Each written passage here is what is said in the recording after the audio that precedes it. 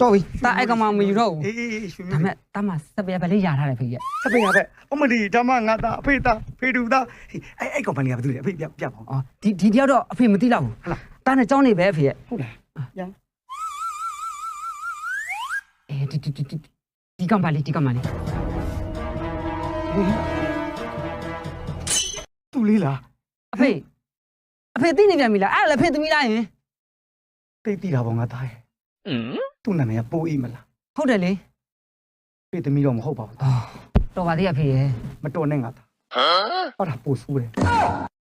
အဲ့ဒီပိုးအေးကလေဒီနေ့မှမင်းရဲ့မေမေလေးဖြစ်လာနိုင်တယ်ငါသား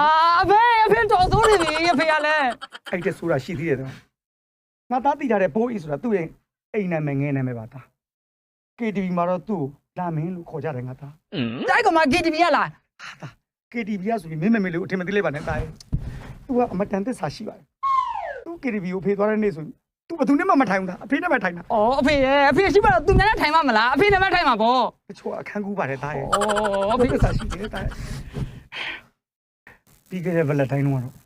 ဖေးသူ့ကိုကျွေးလိုက်တာငါသား ဘာ ဟောနိုင်တာကွာ ဘာကျွေးတယ်လဲအဖေရဲ့ ချောကလက်ပါသားရဲ့ အော်တော်ပါသေးရဲ့ သူကလည်းပြောတယ်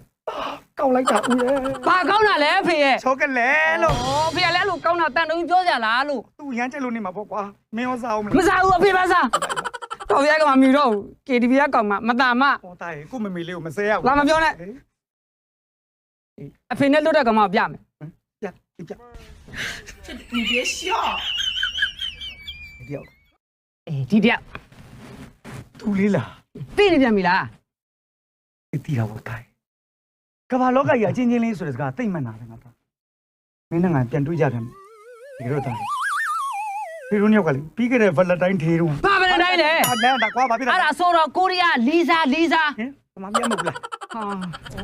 အဲ့ကြောင့်ပြင်မှုရတယ်လို့ချင်းနေ မြင်မှာပေါ့ဆိုတော့လေ အသားဖေးစကားကိုဆုံးတော့မှတိုင်း